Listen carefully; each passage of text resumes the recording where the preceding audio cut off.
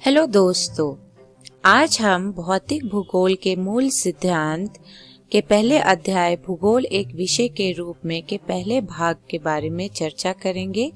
और इस वीडियो में आज हम जानेंगे कि भूगोल क्या है, यानी भूगोल शब्द का मतलब क्या होता है, हमें भूगोल का अध्ययन क्यों करना चाहिए और भूगोल का अध्ययन क्षेत्र क्या है, यानी हम भूगोल में क्या अध्ययन करते हैं। तो चलिए दोस्तों जानते हैं इसके बारे में। तो सबसे पहले हम जानेंगे कि भूगोल शब्द का मतलब क्या होता है। भूगोल शब्द को पहली बार प्रयोग करने वाले थे इरास्टोथेनिस, जो एक यूनानी विद्वान थे। और भूगोल शब्द जो है वो दो ग्रीक शब्दों से बना हुआ है, जिसमें जियो का अर्थ है पृथ्वी और ग्राफोस का अर्थ है वर्णन। और अगर इन दो शब्दों को एक साथ रखें तो इसका मतलब होगा पृथ्वी का वर्णन, यानी भूगोल का अर्थ है पृथ्वी का वर्णन। अब इस पृथ्वी को हमेशा मानव के निवास के रूप में देखा गया है, इसीलिए कुछ विद्वानों ने भूगोल को मानव के निवास के रूप में पृथ्वी का वर्णन किया है। हम भूगोल को इस तरह भी समझ सकते हैं। हम जानते हैं कि पृथ्वी पे विभिन्न भौतिक विशेषताएं पाई जाती हैं, जिन्हें हम विभिन्न स्वरूप में देखते हैं, जैसे पहाड़, मैदानी इलाका, तटीय क्षेत्र, पठार आदि। और इसी पृथ्वी पे मनुष्य पाए जाते हैं, जिनके विभिन्न सांस्कृतिक और सामाजिक विशेषताएं होते हैं। तो भूगोल में हम पृथ्वी पे पाए जाने वाले भौतिक विशेषताओं के बारे में पढ़ते हैं, साथ ही साथ हम मनुष्य के बारे में भी पढ़ते हैं, जिनके विभिन्न सामाजिक और सांस्कृतिक विशेषताएं होते हैं। और भूगोल में हम इन दोनों के बीच के संबंध को भी पढ़ते हैं। तो यहाँ हमने जाना कि भूगोल शब्द का अर्थ क्या होता है और इसको प्रयोग करने वाले सर्वप्रथम कौन थे।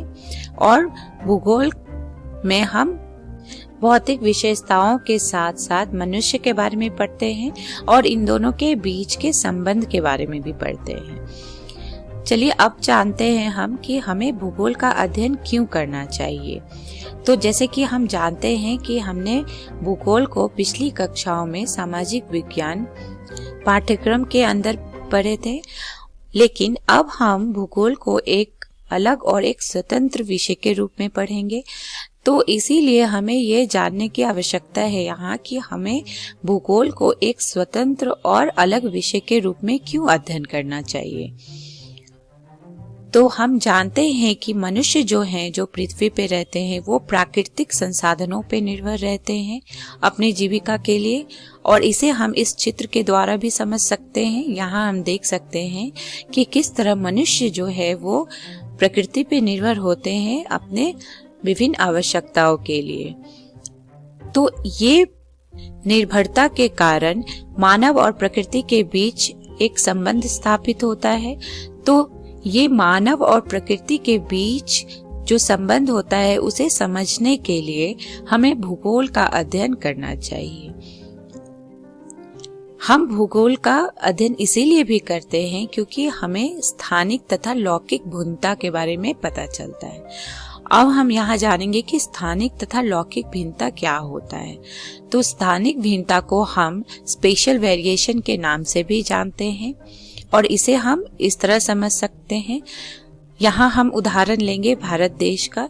तो यहाँ हम देख सकते हैं कि भारत में विभिन्न भू आकृतियां पाई जाती हैं, जैसे रेगिस्तान, मैदानी इलाका, पठार, तटीय क्षेत्र। तो ये जो भौतिक भू आकृतियां हैं, ये एक स्थान से दूसरे स्थान में भिन्न पाए जाते हैं। हमें एक स्थान से दूसरे स्थान में देखने को मिलता है। ऐसे भिन्नता को हम कहते हैं स्थानिक भिन्नता। और भूगोल में हम इस स्थानिक भिन्नता के बारे में अध्ययन करते हैं और जानते हैं। हम भूगोल में लौकिक भिन्नता के बारे में भी जानते हैं, जिसे हम टेम्पोरल वेरिएशन के नाम से जानते हैं। अब हम जानेंगे कि टेम्पोरल वेरिएशन किसे कहते हैं। तो यहाँ हमने जैसा अभी चर्चा किया कि भारत देश में विभिन्न भौतिक भू आकृतियां पाई जाती हैं। तो ये भौतिक भू आकृतियां जो हैं वो धीरे धीरे समय के साथ विकसित होते गए। तो लौकिक भिन्नता में हम इन भू आकृतियों में समय के साथ होने वाले बदलाव का अध्ययन करते हैं। ऐसे अध्ययन को हम कहते हैं लौकिक भिन्नता, और लौकिक भिन्नता के बारे में हम जानते हैं भूगोल में। तो यहाँ हमने देखा कि किस तरह भूगोल में हम स्थानिक और लौकिक भिन्नता के बारे में जानते हैं। हम भूगोल का अध्ययन इसीलिए भी करते हैं क्योंकि हमें भूमि और लोगों की विविधता के बारे में पता चलता है। तो जैसा कि हमने यहाँ बताया कि स्थानिक और लौकिक भिन्नता के बारे में हम अध्ययन करते हैं, तो इसी स्थानिक भिन्नता के कारण हमें भूमि और लोगों में विविधता पाई जाती है। जैसा कि हम भारत देश में भी देख सकते हैं, जहाँ विभिन्न विभिन्न भौतिक भू आकृतियां पाई जाती हैं, वहाँ पे लोगों की विविधता भी पाई जाती है एक, और ये लोग जो है वो एक स्थान से दूसरे स्थान में भिन्न होते हैं। तो ये भूमि और लोगों की विविधता के बारे में भी हम अध्ययन करते हैं भूगोल में। हमें भूगोल का अध्ययन इसीलिए भी करना चाहिए क्योंकि हम मानचित्र के बारे में जानते हैं भूगोल में। मानचित्र क्या है? तो मानचित्र में हम पृथ्वी के सतह को एक समतल सतह के रूप में दर्शाते हैं। तो इस मानचित्र को समझने के लिए हमें भूगोल का अध्ययन करना चाहिए। आजकल नए नए विकास हुए हैं इस मानचित्र क्षेत्र में, जैसे भौगोलिक सूचना तंत्र, जिसे हम GIS के नाम से भी जानते हैं। और इन तकनीकों के कारण आज हम पृथ्वी की सतह को और भी अच्छी तरह से मानचित्र के रूप में दर्शा सकते हैं, और इन सब के बारे में हम अध्ययन करते हैं भूगोल में। यहाँ हम देख सकते हैं ये विश्व का मानचित्र है।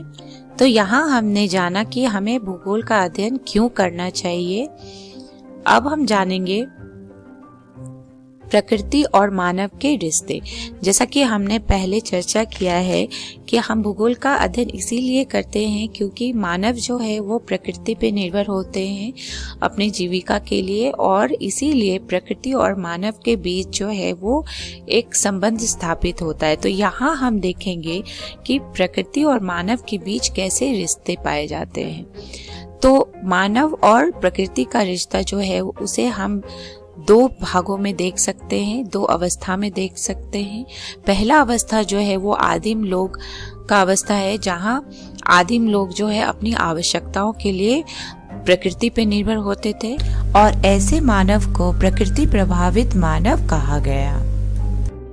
तो यहाँ हम इस चित्र में देख सकते हैं कि किस तरह आदिम लोग जो है वो अपने प्रकृति पे निर्भर होते थे अपनी सभी आवश्यकताओं के लिए। तो ऐसे अवस्था को आवश्यकता की अवस्था भी कहा गया है। आइए अब देखते हैं दूसरी अवस्था। तो दूसरी अवस्था में तकनीकी की सहायता से मानव ने प्रकृति पे अपनी छाप छोड़ी है तथा नई संभावनाओं का सृजन किया है, और ऐसे अवस्था को हम स्वतंत्रता की अवस्था कहते हैं। तो यहाँ हमने जाना कि किस तरह मानव ने प्रकृति को अपने अनुरूप बदल दिया, और ऐसे प्रकृति को मानवकृत प्रकृति कहा जाता है। तो यहाँ हम देख सकते हैं चित्र में कि किस तरह मनुष्य जो है विभिन्न तकनीकी की सहायता से पूरे प्रकृति को अपने रूप बदल दिए, और ऐसे अवस्था को हम स्वतंत्रता की अवस्था कहते हैं। अब हम जानेंगे भूगोल के अध्ययन क्षेत्र, यानी हम भूगोल में क्या क्या पढ़ते हैं। तो भूगोल में हम दो तत्वों या दो से अधिक तत्वों के मध्य कार्य कारण संबंध के बारे में पढ़ते हैं, और इसे हम इस तरह समझ सकते हैं। यहाँ हम इस चित्र में देख सकते हैं कि भारत देश में विभिन्न स्थान में विभिन्न फसल पाए जाते हैं। ये फसल पैटर्न इसीलिए होते हैं क्योंकि भारत में विभिन्न जगहों पे विभिन्न रेनफॉल पैटर्न पाए जाते हैं। साथ ही साथ हमें भारत में विभिन्न मिट्टी का पैटर्न मिलता है। तो यहाँ हम देख सकते हैं कि किस तरह फसल का पैटर्न जो है वो संबंधित है वर्षा पैटर्न से यानी रेनफॉल पैटर्न से, और सॉइल पैटर्न से यानी मिट्टी के पैटर्न। तो ऐसे दो तत्वों या अधिक तत्वों के मध्य कार्य कारण संबंध के बारे में हम अध्ययन करते हैं भूगोल में, और इन तत्वों में समानता होने के कारण यहाँ हम देख सकते हैं कि भारत देश को हम विभिन्न क्षेत्र में विभाजित कर सकते हैं और इन क्षेत्रों के अंदर हमें विभिन्न तत्वों में समानता मिलेगी। बट जैसे ही हम इन क्षेत्रों से बाहर निकलेंगे तो हमें विभिन्न तत्वों में विभिन्नता दिखेगी।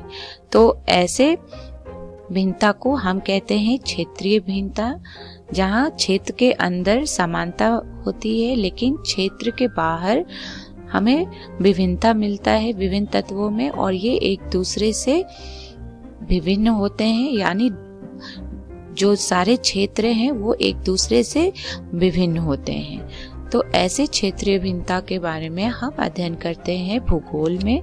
साथ ही साथ हम इन भिन्नता के कारक के बारे में भी अध्ययन करते हैं। हम भूगोल में कारण और प्रभाव संबंध के बारे में भी पढ़ते हैं। कारण और प्रभाव संबंध को हम कॉज एंड इफेक्ट रिलेशनशिप के नाम से भी जानते हैं। तो इसका अर्थ हुआ कि जो भी घटना पहले घट चुका है उसका प्रभाव हमें आज देखने को मिलता है। तो ऐसे अध्ययन को हम कहते हैं कारण और प्रभाव संबंध, और इसे हम इस उदाहरण के द्वारा समझ सकते हैं। हम जानते हैं कि पृथ्वी पे पहले 2 भूभाग था, लॉरेशिया और गोंडवाना लैंड, और ये दोनों भूभाग जो है वो अपने एक दूसरे के तरफ चल रहे थे, यानी मूव कर रहे थे। तो ये दोनों भूभाग का एक दूसरे के तरफ चलने के कारण इनके बीच में पर्वत का उत्पत्ति हुआ, जिसे हम आज हिमालय पर्वत के नाम से जानते हैं और देखते हैं। तो ऐसी घटना जो पहले घट चुके हैं लेकिन उनका प्रभाव हमें आज देखने को मिलता है, ऐसे अध्ययन को हम कहते हैं कारण और प्रभाव संबंध, और इसके बारे में हम अध्ययन करते हैं भूगोल में। साथ ही साथ भूगोल में हम क्षेत्रीय संगठन और क्षेत्रीय समाकलन के बारे में भी अध्ययन करते हैं। अब क्षेत्रीय संगठन क्या है इसे हम जानेंगे इस तरह। तो हम जानते हैं कि परिवहन और संचार में बहुत विकास हुआ है, और जिसके कारण परिवहन और संचार के साधन जो हैं वो जाल की तरह पूरे विश्व में फैल गए हैं, और विश्व में हर स्थान या क्षेत्र जो है वो एक दूसरे से जुड़ गए हैं, जिसे हम क्षेत्रीय संगठन के नाम से जानते हैं। तो इसके बारे में भी हम अध्ययन करते हैं भूगोल में। साथ ही साथ ये क्षेत्रीय संगठन के कारण ये एक क्षेत्र दूसरे से समाकलन भी हो गए हैं, यानी इंटीग्रेट हो गए हैं। तो इस क्षेत्रीय संगठन यानी स्पेशियल ऑर्गेनाइजेशन एंड क्षेत्रीय समाकलन यानी स्पेशल इंटीग्रेशन के बारे में हम अध्ययन करते हैं भूगोल में। तो यहाँ हमने देखा भूगोल के अध्ययन क्षेत्र। अब हम जानेंगे भूगोल के 3 प्रश्न, यानी भूगोल विषय में हमें 3 प्रश्न के बारे में जानते हैं। तो आइए देखते हैं ये 3 प्रश्न कौन से हैं। तो पहला प्रश्न जो है भूगोल में वो है क्या, और क्या के अंदर हम पृथ्वी की सतह पर विभिन्न विशेषताओं के पैटर्न की पहचान करते हैं, और ये विशेषताएं विभिन्न भौतिक विशेषताएं भी हो सकती हैं, साथ ही साथ विभिन्न लोगों के विशेषताओं के बारे में भी हो सकते हैं। दूसरा जो प्रश्न है भूगोल में वो है कहाँ, और कहाँ के अंदर हम पढ़ते हैं प्राकृतिक और मानव सांस्कृतिक विशेषताओं का वितरण। यानी पहले हम पैटर्न की पहचान करते हैं विभिन्न विशेषताओं के बारे में जो पृथ्वी सतह पे पाए जाते हैं। उसके बाद हम देखते हैं कि ये पैटर्न जो है वो कहाँ कहाँ पाए जाते हैं विश्व में। तीसरा जो महत्वपूर्ण प्रश्न है भूगोल में वो है क्यों, और क्यों के अंदर हम जानते हैं इन स्थानीय और वितरण संबंधित पहलुओं के वैज्ञानिक कारण। यानी ये जो पैटर्न का वितरण होता है विश्व में उसके पीछे क्या वैज्ञानिक कारण है, इसे हम जानते हैं क्यों प्रश्न के अंदर। तो यहाँ हमने जाना 3 प्रश्न भूगोल विषय के। तो इस वीडियो में हमने सीखा भूगोल क्या है, हमें भूगोल का अध्ययन क्यों करना चाहिए, और भूगोल के अध्ययन क्षेत्र क्या है। संदर्भ के लिए हम देख सकते हैं एनसीईआरटी बुक भौतिक भूगोल के मूल सिद्धांत। अगले वीडियो में हम जानेंगे भूगोल एक समाकलन विषय के रूप में, और भूगोल के अध्ययन के प्रमुख उपागम कौन से हैं।